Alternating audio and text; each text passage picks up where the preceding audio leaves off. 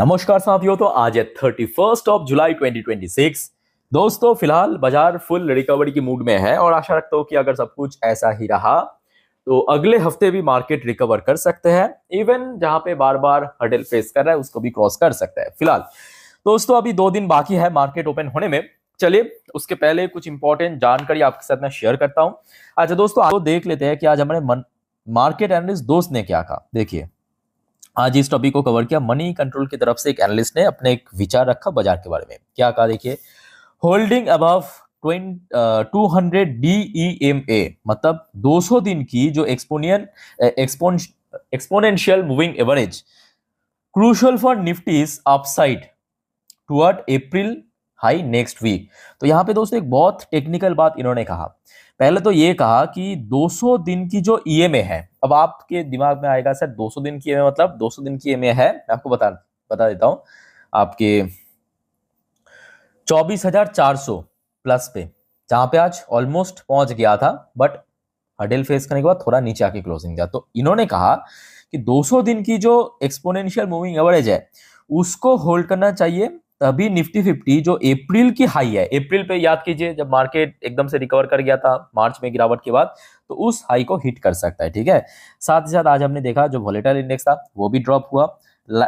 Rally likely until bank nifty decisively surplus 20 DEMA। चलो अच्छा नीचे देखिए कुछ रेंज मेंशन किया। सबसे पहला जो रेजिस्टेंस पॉइंट है 24,500 परफेक्ट, दूसरा 24,600 यानी अप्रैल की हाई परफेक्ट, और लोअर साइड में जो सपोर्ट पॉइंट मेंशन किया यानी 24,200। खैर दोस्तों इस टॉपिक को हम मार्केट ओपन होने से पहले मतलब रविवार रात की 10:30 की वीडियो में चर्चा करेंगे। तब तक चलिए कुछ इंपॉर्टेंट जानकारी आपके साथ मैं शेयर करता हूं, समझाता हूं। थोड़ा पेशेंसफुली आप लोग देखिए सुनिए समझते जाइए। अच्छा सबसे पहले देखिए आज भारत की कुछ इंपॉर्टेंट इकोनॉमिकल डेटा आउट हुआ। सबसे पहले विदेशी मुद्रा भंडार यानी फॉरेक्स रिजर्व की डेटा देखिए अब बढ़िया हो रहा है। पिछले 2 हफ्तों से बैक टू बैक भारत की जो फॉरेक्स रिजर्व है वो दोस्तों बढ़ रहा है और इस बार सीधा सीधा $6.1 बिलियन इंक्रीज होके भारत के पास टोटल फॉरेक्स रिजर्व हो चुका है $682.35 बिलियन। बहुत बढ़िया। अब दोस्तों इसके पीछे एक बहुत बड़ी फैक्ट ये भी है कि इंडियन करेंसी की वैल्यूएशन आप याद कीजिए जुलाई की जो 3rd वीक काफी स्टेबल था। तो वो स्टेबल रहने के कारण कहीं ना कहीं देखा जाए जो भारत की फॉरेक्स रिजर्व है वो गेन हो रहा है, क्योंकि आरबीआई को मतलब मजबूरी में जो यूज करना पड़ रहा था फॉरेक्स रिजर्व ताकि इंडियन करेंसी स्टेबल रहे, वो करना नहीं पड़ रहा है। तो जो फॉरेक्स रिजर्व है वो स्टोर हो रहा है। ठीक है, तो ये एक बहुत बड़ी वजह है। तो चलो अच्छी बात है। सबसे पहला डेटा। दूसरे डेटा भी दोस्तों काफी बढ़िया रहा। देखिए भारत की आज Q1 की मतलब ये जो फाइनेंशियल चल रहा है 27, इसकी जो Q1 की फिस्कल डेफिसिट की डेटा आउट हुआ। पिछले साल जो डेफिसिट की नंबर था 2.8 लाख करोड़, इस बार आया है 3.1 लाख करोड़, मतलब थोड़ा सा वाइड हुआ है, थोड़ा बड़ा है। आप कहेंगे सर ये तो बिल्कुल ही अच्छी बात नहीं है, तो आपने कहा कि अच्छा है, ध्यान से समझना। सरकार की जो टारगेट है फुल ईयर की, सरकार की जो टारगेट है फुल ईयर की, उसका सिर्फ 18.2% हुआ है। मतलब समझ पा रहे हो। देखिए सरकार की जो टारगेट है फुल फाइनेंशियल ईयर पे मान लीजिए कि 100, उसका सिर्फ 18% ही हुआ है। होना कितना चाहिए था? अगर आप 100 को 4 भागों में भाग करोगे कितना होगा? 25 होगा। हुआ कितना? 18। समझ आ रहा है बात? तो जो टारगेट है उससे कमी हुआ है। भले ही यहाँ पे ईयरली बेस पे इंक्रीज हुआ, डज नॉट मैटर, बट समझ आ रहा है मेरे बात। अब दूसरा बात ये भी है कि अभी रूपी की वैल्यूएशन भी आप देखिए, उस हिसाब से अगर हम एडजस्ट करेंगे तो काइंड ऑफ ठीक ठाक ही डेटा हुआ है। अच्छा नेक्स्ट दोस्तों एक और इंपॉर्टेंट अपडेट आरबीआई की तरफ से। इस बार loan growth remain strong shows latest RBI structural data. चलो बहुत बढ़िया, आरबीआई की तरफ से आज रिपोर्ट प्रेजेंट किया गया है कि लोन ग्रोथ जो है अभी स्ट्रॉन्ग पोजीशन पे चल रहा है। ठीक है, ये कहीं ना कहीं देखा जाए जितने भी भारत की बैंक्स है, एनबीएफसीज है, उनके लिए काफी अच्छी रिपोर्ट्स है। और वैसे भी ये भी फैक्ट है रिसेंटली जितने भी बड़े बैंक एनबीएफसी की रिजल्ट आउट हुआ, एक आध के अलावा मोस्टली बहुत ही अच्छा परफॉर्म किया। ठीक है, बैंक्स में एचडीएफसी बैंक की परफॉर्मेंस ही थोड़ा सा एवरेज था, otherwise mostly PSU private bank या एनबीएफसी में अब लास्ट डे बजाज फाइनेंस की देखिए, उसके पहले श्रीराम फाइनेंस को देखिए, आज बजाज फिनसर्व को देखिए, बहुत अच्छा परफॉर्म हुआ है। अच्छा आईएमडी भारत की जो वेदर फोरकास्ट की रिपोर्ट प्रेजेंट करता है, आईएमडी की तरफ से फोरकास्ट किया कि India likely to see below normal rainfall in second half of monsoon. तो वर्षा की यानी मॉनसून की जो सेकेंड हाफ है उसमें नॉर्मल से थोड़ा कम इस बार बारिश हो सकता है, लेट्स सी। बट हाँ, ये देखिए बिल्कुल ही भारत जैसे देशों के लिए सही नहीं है, क्योंकि भारत एक एग्रीकल्चरल देश है, तो आपको पता होगा भले ही भारत टेक्नोलॉजी पे, मैन्युफैक्चरिंग पे आगे बढ़ रहा है, बट स्टिल भारत एक एग्रीकल्चरल देश है, ठीक है। यहाँ पे एग्रीकल्चर से बहुत ज़्यादा हम लोग एक्सपोर्ट करते हैं बाहर, हम बासमती राइस, गेहूँ, मसाला, ये सब, ठीक है। तो ये कहने के देखा जाए भारत के लिए सही नहीं है। अब देखते हैं आगे क्या होता है, क्योंकि इसके पहले भी आईएमडी की तरफ से फोरकास्ट आया था कि बारिश कम होगा, बट अभी तो नॉर्मल हो रहा है फर्स्ट अप में, सेकंड अप में देखा जाएगा। अच्छा, नेक्स्ट एक और रिपोर्ट आ रहा है आपके रियलिटी सेक्टर के ऊपर। Mumbai record best ever July property registration stamp duty collection. तो ये बेसिकली देखिए मुंबई की डेटा है, बट कहीं ना कहीं देखा जाए ये एक हिंट है कि भारत की जो रियलिटी सेक्टर की ग्रोथ 2025 में खास करके एकदम गिर गया था, एकदम लोएस्ट पॉइंट पे पहुंच गया था पिछले कुछ सालों की, वो अभी धीरे धीरे रिवाइव हो रहा है। और उसका प्राइम एग्जाम्पल रिसेंटली जितने भी कंपनीज के रिजल्ट आउट हुआ है, चाहे लोधा की बात करें, डेलएफ की बात करें, बहुत अच्छा रिजल्ट हो रहा है Q4 पे भी, Q1 पे भी, ठीक है। तो रियलिटी सेक्टर फिर से रिवाइव कर रहा है। अच्छा, एक इंडिविजुअल कंपनी JSW स्टील के ऊपर अपडेट है। मूडीज अपग्रेड, मूडीज एक global rating agency company, Moody's ने JSW स्टील की जो रेटिंग है उसको अपग्रेड करके Baa3 की फ्रेश रेटिंग दिया है, ठीक है।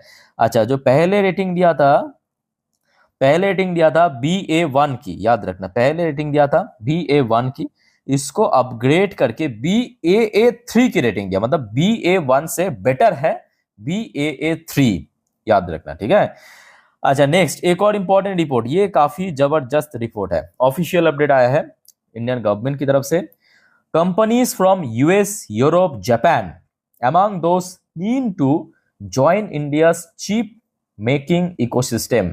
अच्छा दोस्तों, आपको पता होगा भारत जो है पिछले साल से ही सेमीकंडक्टर मैन्युफैक्चर करना शुरू कर दिया। भारत की पहला सेमीकंडक्टर मैन्युफैक्चरर यानी सीजे पावर अपने जो प्लांट है वहां पे मैन्युफैक्चर कर रहा है। इसके अलावा आप मॉस चिप को देखिए, केन्स टेक्नोलॉजी को देखिए, ये सब प्रमुख कंपनियां जो सेमीकंडक्टर चिप मैन्युफैक्चर कर रहा है। अब सुनने को आ रहा है कि जो यूएस, यूरोप, जापान की जो बड़े बड़े कंपनी है, वो भी दोस्तों भारत की जो सेमीकंडक्टर चिप मैन्युफैक्चरिंग कंपनी है उनके साथ मिलकर पार्टनरशिप में यहाँ पे करने की इंटरेस्ट शो किया। और रिसेंटली हमने देखा केन्स ने जापानीज कुछ कंपनी के साथ हमने देखा कि पार्टनरशिप करके ऑलरेडी जापानीज मार्केट को टारगेट करना शुरू कर भी दिया है। तो ये कहने के बहुत फास्ट ग्रोथ सेक्टर हो सकता है आगे आने वाले टाइम पे। अच्छा, नेक्स्ट देखिए, ये भी एक लेटेस्ट रिपोर्ट है सरकार की तरफ से। Cabinet approves 84,000 crore deep sea oil and gas exploration scheme to boost domestic production. और ये दोस्तों बहुत सही है, बट इसमें मोस्टली जो बेनिफिट किसको मिलेगा पता है? हमारे जो ओएनजीसी है, ओएनजीसी और ऑयल इंडिया को। बताइए क्यों? क्योंकि ये दो कंपनी जो है ना, ये खुद प्रोडक्शन करते हैं, उसके साथ साथ रिफाइनिंग भी करते हैं, उसके बाद बेचते हैं। ये जो हमारे रिलायंस है, बीपीसीएल, आईओसी, ये क्या करते हैं? ये खुद प्रोडक्शन नहीं करते, ये सिर्फ बाहर से क्रूड खरीद के, मतलब जो कच्चा तेल है बाहर से खरीद के सिर्फ यहाँ पे रिफाइनिंग करके बेचते हैं या तो एक्सपोर्ट करते हैं।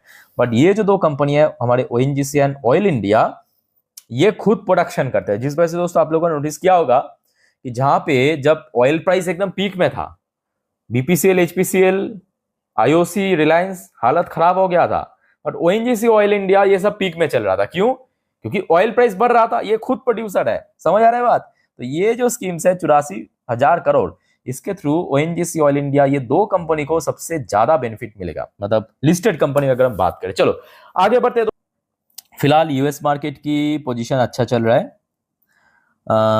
यूएस में लोकल टाइम 12:41, डॉ जोन्स 0.46% ऊपर, बीच में थोड़ा गिर गया था, नोट करना, बीच में थोड़ा नीचे की तरफ मूवमेंट, उसके बाद एकदम से ऊपर की तरफ अभी अपसाइड चल रहा है मूवमेंट, ठीक है। और दूसरी तरफ नैस्डैक कंपोजिट की पोजीशन भी आप देखिए, शुरू में थोड़ा सा डाउनसाइड मूवमेंट दिया था, फिर अपसाइड डाउनसाइड करते करते अभी थोड़ा सा अपसाइड चल रहा है, ऑलमोस्ट 0.5% ऊपर, 0.53% ऊपर। चलो बढ़िया, तो मतलब ग्लोब मार्केट अभी काफी बढ़िया चल रहा है। अच्छा, ऑयल प्राइस की बात करें, फिलहाल क्रूड ऑयल की प्राइस सुबह से अच्छी रेट में मिल रहा है, मतलब शाम से।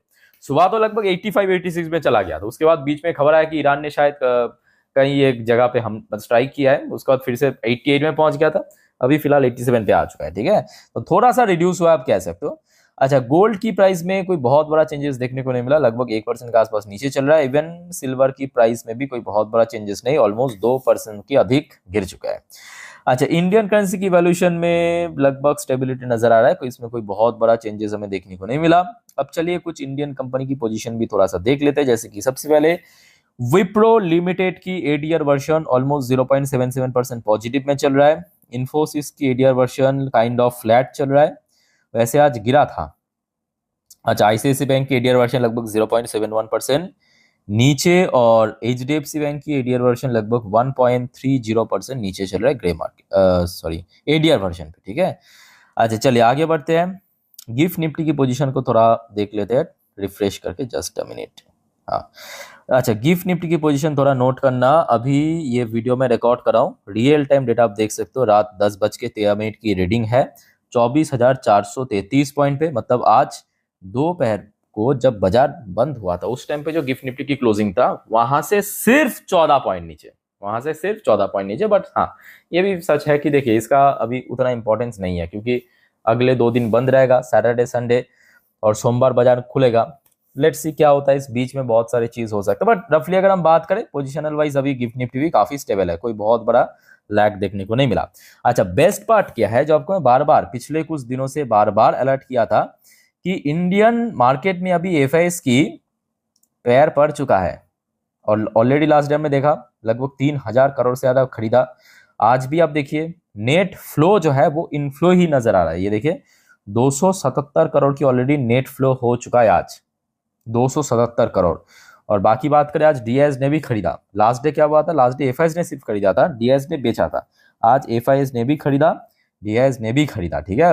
इसके पीछे देखिए, सिंपल भाषा में समझिए, पिछले 2 साल से अगर आप देखेंगे इंडियन मार्केट जब आखिरी बार मूवमेंट दिया था वो था आपका चुनाव वाली साल, ठीक है, चुनाव सितंबर 2024, उसके बाद गिर गया था 2025 में, फिर बीच में रिकवर करते करते पहुंचा, फिर से गिर गया, तो लगभग कह सकते हो 2 साल से मार्केट एकदम फ्लैट है या तो जीरो रिटर्न पे, ठीक है। तो वैल्यूएशन अच्छा हो गया, ऊपर से कंपनी की अर्निंग अच्छा हो रहा है इस बार Q1 पे, और दूसरी बात ये भी है कि अर्निंग तो अच्छा हो रहा है, उसके साथ साथ जो इतने सालों से नहीं चला पिछले 2 साल से, तो अभी शेयर रिकवर कर रहा है, तो एफआईएस को भी यहाँ पे मतलब कह सकते हो कि एक वो होता है ना, मतलब अट्रैक्ट कर रहा है बहुत ज्यादा, तो एफआईएस की फ्लो जितना होगा मार्केट उतना ही स्टेबल रहेगा, उतना ही स्ट्रॉन्ग रिकवर करेगा। अच्छा, वैसे आज TA35 इजराइल की टॉप इंडेक्स भी लगभग 1.32% रिकवर कर चुका है। अच्छा दोस्तों, आप मेरे बात को ध्यान से सुनिएगा जरूर। सबसे पहले कल सैटरडे के दिन मार्केट क्लोज है, बट बहुत सारे कंपनी की रिजल्ट आउट होगा, उस बारे में आपको मैं जानकारी दे दूंगा, साथ में जियोपॉलिटिकल अपडेट और मार्केट से रिलेटेड जो भी अपडेट आएगा। अब दोस्तों ध्यान से सुनना, संडे के दिन, संडे मार्केट क्लोज तो रहेगा ही, बट नेक्स्ट डे यानी मंडे क्योंकि मार्केट ओपन होगा, तो संडे के दिन मैं आपको जितने भी अपकमिंग वीक में इकोनॉमिकल डेटा आउट होगा, जितने भी कंपनी की रिजल्ट आउट होगा, जितने भी इवेंट होगा अगले हफ्ते, या जितने भी स्टॉक्स इंपॉर्टेंट है, जितने भी शेयर मार्केट की अपडेट और जियोपॉलिटिकल डेटा, और संडे सुबह याद रखना Q&A सेशन आएगा, Q&A पे वीडियो आएगा, ठीक है, जिसके लिए मैं मेंबर्स को मैं बार बार कह रहा हूं, आपका जो क्वेश्चन है जरूर ड्रॉप करना इस वीडियो के नीचे। और दोस्तों चैनल को सब्सक्राइब करके जरूर रखना, हर एक वीडियो की जानकारी सब जल्द से जल्द पाने के लिए। तो फिलहाल इस वीडियो को वाइंड अप करता हूं, मिलते हैं नेक्स्ट वीडियो में, टेक केयर, बाय बाय, जय हिंद।